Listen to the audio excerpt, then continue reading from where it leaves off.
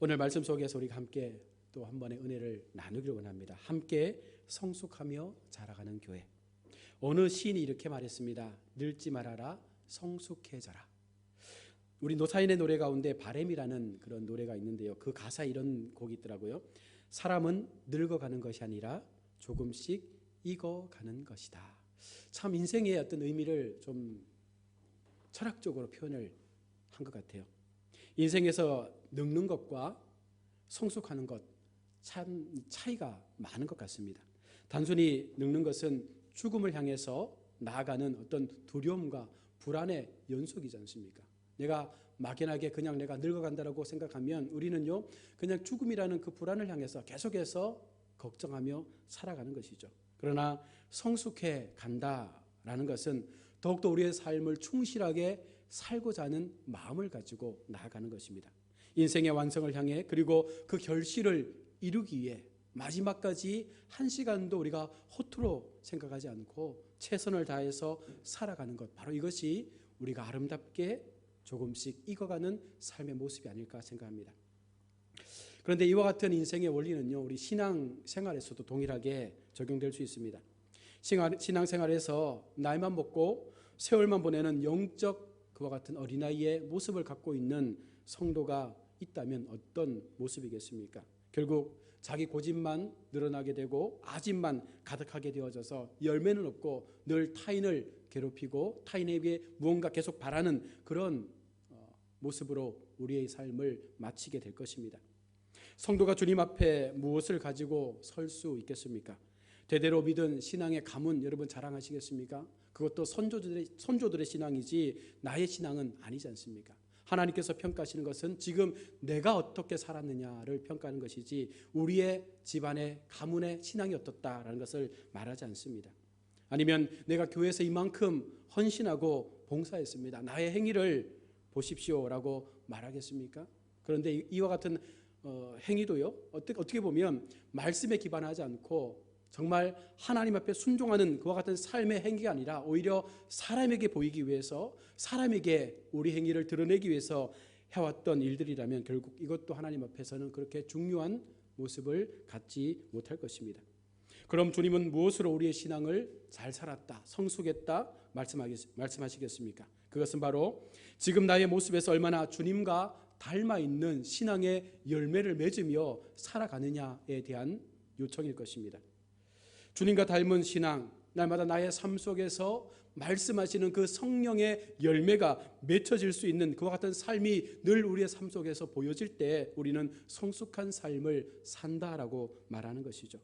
바울은 이런 측면에서 신앙의 성숙과 또한 말씀 안에서 믿음 안에서의 자람을 우리 가운데 강조하고 있습니다. 부모가 아이를 낳았는데 그 아이가 어느 순간 자라지 않는다라고 가정해 보십시오. 얼마나 부모의 마음이 안타깝고 아프겠습니까? 마찬가지로 하나님께서 그 아들 독생자 예수 그리스도를 땅에 보내셨고 우리를 위하여 대신 죽게 하시고 그래서 우리의 모든 죄를 짊어지시고 우리 가운데 구원의 은혜를 베풀어 주셨는데 우리가 하나님을 믿으면서도 어느 순간부터 그 믿음이 자라지 않는다면 하나님 편에서 얼마나 마음이 아프고 슬프시겠습니까? 바울은 교회의 하나됨과 은사들의 다양함을 설명하면서 동시에 교회가 성숙해야 된다. 온 성도가 함께 같은 마음을 가지고 성장해 나갈 수 있는 그런 교회가 건강한 교회가 될 수 있다라고 말씀을 하고 있는 것입니다. 먼저 성숙한 신앙인이 갖춰야 될 가장 기본적인 덕목이 여러분 무엇이겠습니까? 오늘 13절 말씀에 우리가 다 하나님의 아들을 믿는 것과 아는 일에 하나가 되어 온전한 사람을 이루어 그리스도의 장성한 분량이 충만한 데까지 이르리니라고 말씀을 합니다.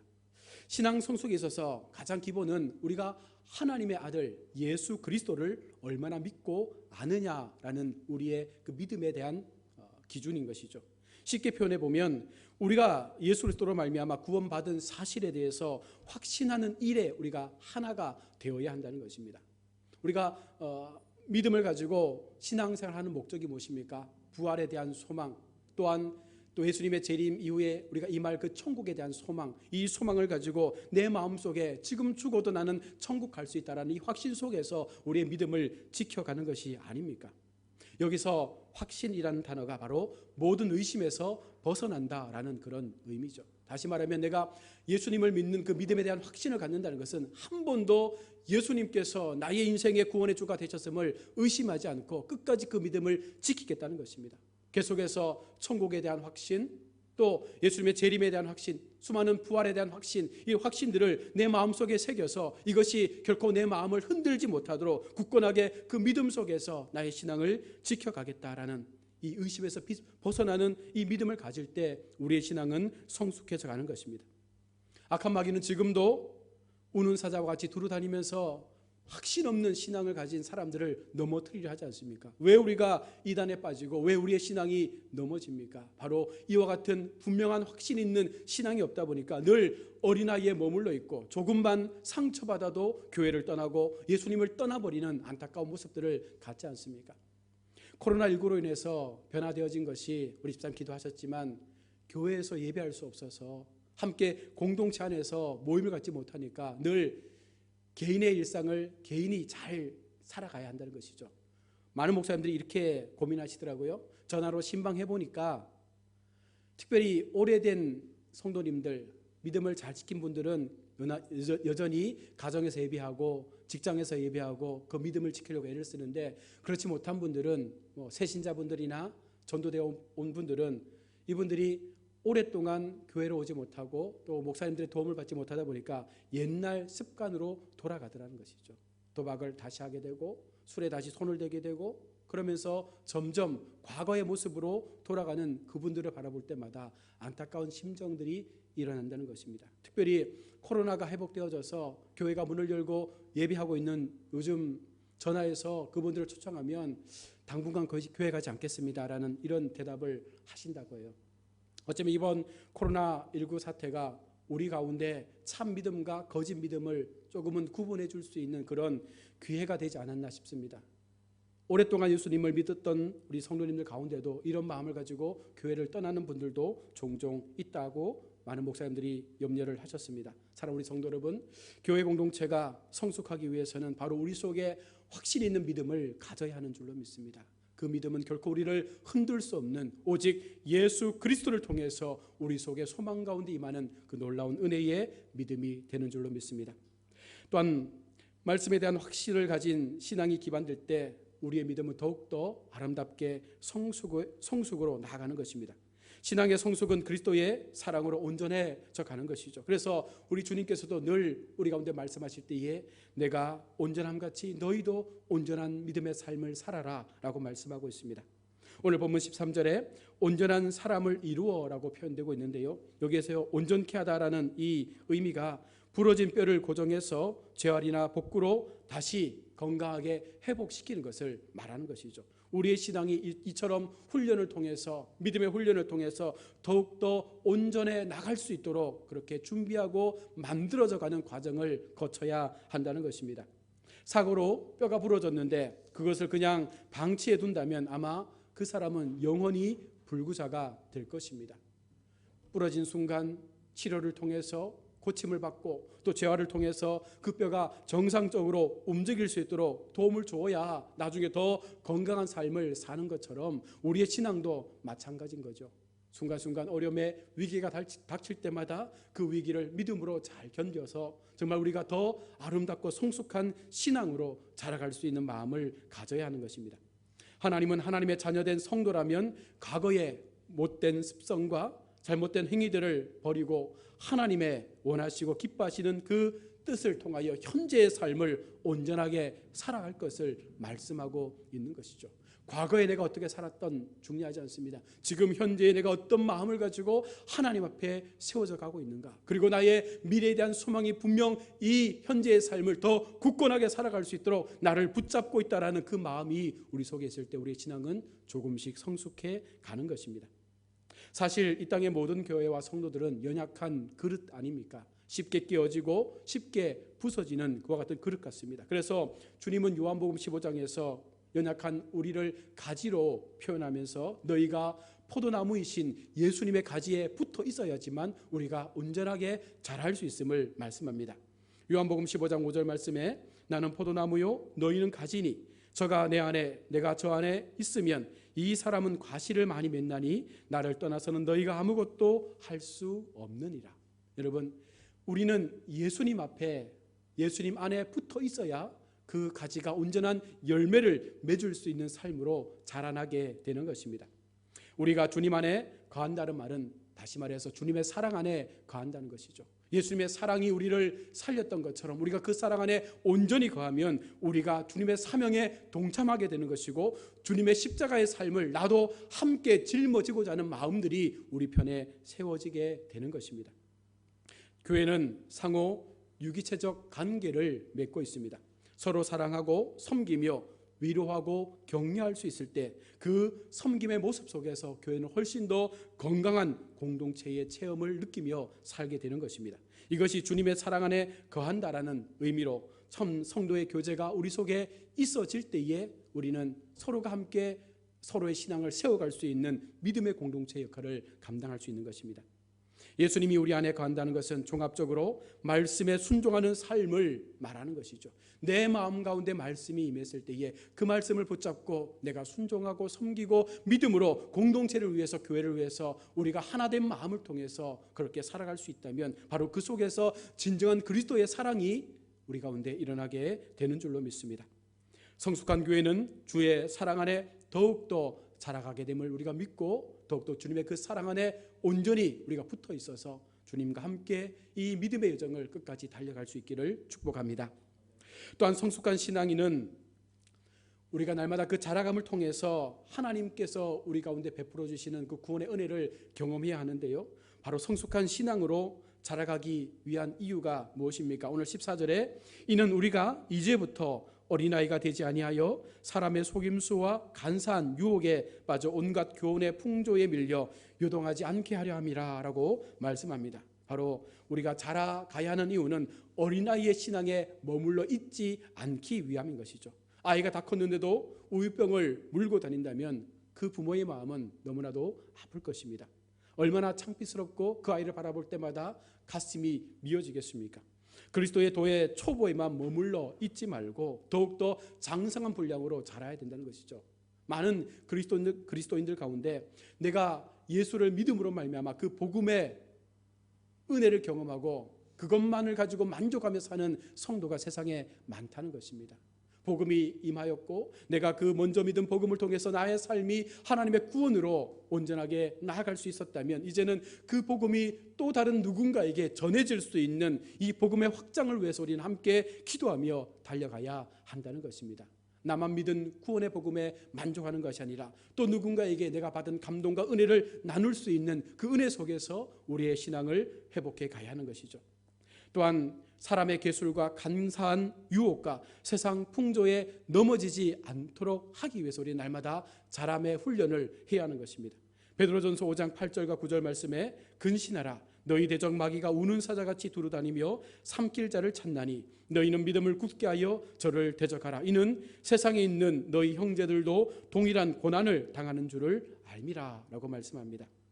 여러분, 마귀는 여전히 하나님의 사람들을 넘어뜨리기 위해서 우리에게 많은 유혹을 베풀지 않습니까? 그럴 때마다 우리가 신앙으로 성숙해 가야 그 신앙의 옳고 그름을 판단할 수 있는 것이고 이것이 사단의 유혹인지 하나님의 시험인지를 분명히 구분할 수가 있다는 것입니다. 그것이 분명해져야 우리는 더욱더 힘있게 이 신앙의 경주를 달려갈 수가 있는 것입니다.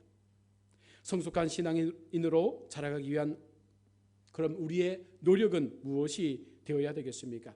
오늘 본문 15절에 오직 사랑 안에서 참된 것을 하여 범사에 그에게까지 자랄지라 그는 머리니 곧 그리스도라 그에게서 온몸이 각 마디를 통하여 도움을 받음으로 연결되고 결합되어 각 지체의 분량대로 역사하여 그 몸을 자라게 하며 사랑 안에서 스스로 세우느니라 라고 말씀합니다. 우리가 온전한 신앙으로 자라기 위해서는 우리가 먼저 지금의 신앙에 머물고자 하는 마음을 버려야 한다는 것입니다. 지금 이대로가 좋습니다라는 이 마음을 버려야지만 다음 단계로 나아갈 수 있는 신앙의 성숙이 생겨나는 것이죠. 신앙에서 벗어나 새로운 하나님께서 주시는 그 도전과 믿음의 은혜 앞에 내 삶을 드릴 수 있는 정말 갈렙이 신앙의 용기를 통해서 또 다른 남들이 개척하지 못했던 그와 같은 것들을 개척하기 위해서 나아갔던 그 걸음처럼 우리에게도 이와 같은 믿음의 성장이 있어야 한다는 것입니다. 우리의 신앙 성숙은 주님에게까지 자라갈 때까지 우리는 이 경주를 달려가야 하는 것이죠. 명심하십시오. 주님께서 다시 오실 때까지 우리는 이 신앙의 경주를 놓쳐서는 안 된다는 것입니다. 끝까지 믿음 안에서 지금의 상황에 머물러 있지 말고 더 나은 신앙으로 더 큰 믿음을 향해서 계속해서 나아갈 수 있는 마음이 우리 속에 일어날 때 하나님은 우리를 더 아름다운 신앙의 사람으로 세워가실 것입니다. 또한 신앙의 성숙은 혼자 개인적으로 이루어지는 것이 아님을 기억해야 합니다. 우리 공동체를 통해서 하나님은 교회의 성숙을 이루어가시고 또한 우리 개인의 신앙의 성숙도 함께 만들어 간다는 것입니다. 요즘은 아이들을 많이 넣지 않죠. 그래서 아이를 혼자 놓는 외동을 놓는 경우가 굉장히 많은데요. 그렇다 보니까 이 아이를 키우면서 굉장히 많은 애정을 쏟게 되고 또 그 아이에게 뭐든지 다 해주는 그런 부모가 많습니다. 심리학자들은 그렇게 혼자 자라는 아이의 심성에 대해서 굉장히 염려를 많이 하고 있습니다. 왜 그럴까요? 그렇게 혼자 자라다 보면 자기밖에 모르게 되고 또 그러면서 다른 사람과 함께 하고자 하는 그와 같은 연합의 모습들이 약해지기 때문입니다. 우리의 신앙도 마찬가지입니다. 인격의 훈련 없이 혼자 자라다 보면 결국은 교회 공동체를 힘들게 하는 그런 자리에 우리가 쓰일 수도 있다는 것입니다. 늘 함께라는 공동체의 연합 속에서 내가 할 수 있는 것들과 또한 남이 할 수 있는 것들을 인정해주고 그 다름 속에서 또 다른 하나됨의 모습을 통해서 정말 하나님이 기뻐하시는 거룩한 교회의 아름다운 성장을 만들어갈 수 있을 때 이 땅의 교회가 더 힘있게 세상을 향해서 담대한 믿음의 역사를 이루어가지 않겠습니까? 신앙은 아픔을 통해서 성장하게 돼 있습니다. 그래서 그 아픔을 나의 힘으로 견딜 수 없기 때문에 함께 믿음의 경주를 달려가는 동일한 믿음의 동력자들을 통해서 위로받기도 하고 또한 함께 기도하면서 그 힘든 긴 과정들을 통과할 때 이 하나님은 이후에 우리에게 아름다운 믿음의 은혜들을 허락해 주신다는 사실을 기억해야 할 것입니다. 또한 오직 사랑 안에서 우리가 함께 자라간다는 것입니다. 사랑 안에서 참된 것을 하여라고 오늘 본문은 말씀하는데요. 바로 사랑 안에서 진실하라라는 그런 의미를 담고 있는 것입니다. 주님의 사랑 안에서 우리가 진실할 수 있을 때에 바로 교회가 언행과 행위에 대해서 진실한 모습을 가지고 세상을 향하여 그 그리스도의 모습을 증거할 수 있을 때에 이것이 참된 성숙한 교회의 모습이 되어지는 것입니다. 우리가 늘 말하지 않습니까? 겉과 속이 다른 사람 옳지 않은 것이죠. 겉과 속이 동일한 사람, 우리의 입술의 고백과 삶의 행위가 동일한 이와 같은 사람이 진정 교회 속에 필요하다는 것입니다. 오직 주님의 사랑 안에 함께 자랄 수 있는 것은 바로 그 마음이 진실해야 되고 그 삶의 행위가 올바라야 한다는 것입니다. 우리가 주님을 사랑한다면 주님 앞에 자신을 낮추게 되어 있습니다. 또한 이웃을 결코 해할 수 없는 것입니다. 왜 그렇습니까? 내 마음속에 진실이 있기 때문에, 내 마음속에 말씀의 진실이 나를 붙잡고 있기 때문에 우리는 결코 하나님을 떠나서는, 말씀을 떠나서는 살 수 없음을 인정하고 철저하게 순종의 삶을 통해서 이웃을 사랑하고 또한 이웃에게 그 복음의 아름다운 사랑을 전할 수 있는 도구로 쓰여지게 된다는 것입니다. 사랑과 진실은 동전의 앞면과 뒷면과 똑같습니다. 진실한 사랑은 베풀고 나눌 때에 훨씬 더 풍성한 사랑을 만들어 갈 수 있습니다. 사랑할 때 반드시 이 두 가지를 기억해야 합니다. 사랑을 받을 줄도 알아야 되고 사랑을 베풀 줄도 알아야 합니다. 어떤 사람들은 한쪽에 치우치다 보니까 받는 것에만 감사하죠. 주는 것을 모릅니다. 또 어떤 사람들은 받는 것을 몰라요.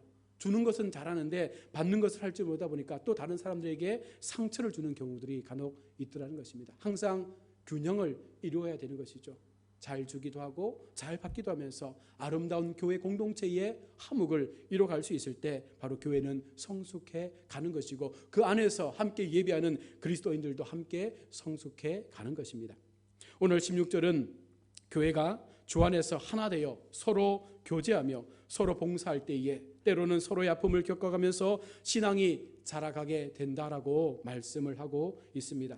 베드로전서 5장 10절 말씀에 모든 은혜의 하나님 곧 그리스도 안에서 너희를 부르사 자기의 영원한 영광에 들어가게 하시니가 잠깐 고난을 받은 너희를 친히 온전케 하시며 굳게 하시며 강하게 하시며 터를 견고하게 하신다라고 말씀을 하고 있습니다. 은혜에 풍성하신 그 하나님의 사랑 안에 거하고 함께 우리가 그 주님을 부르고 함께 믿음 가운데 기도하며 주님의 영광을 구할 때에 바로 우리 속에 놀라운 하나님의 역사가 나타나게 되는 것입니다. 교회 생활 중 성도들이 시험받고 넘어질 때 간혹 이런 생각하지 않습니까? 내가 괜히 나서서 이런 꼴을 만든 건 아닌가? 그냥 모른 체 할 걸, 그냥 죽어 지내자, 이렇게 생각하는 성도들도 교회 속에 간혹 있더라고요. 과연 이것이 옳은 생각이겠습니까? 여러분, 자칫 교회에 무관심하게 되면 마귀의 종로로 타는 교회를 오히려 더 분열시킬 수 있는 그런 도구로 우리가 쓰임받을 수도 있다는 것입니다.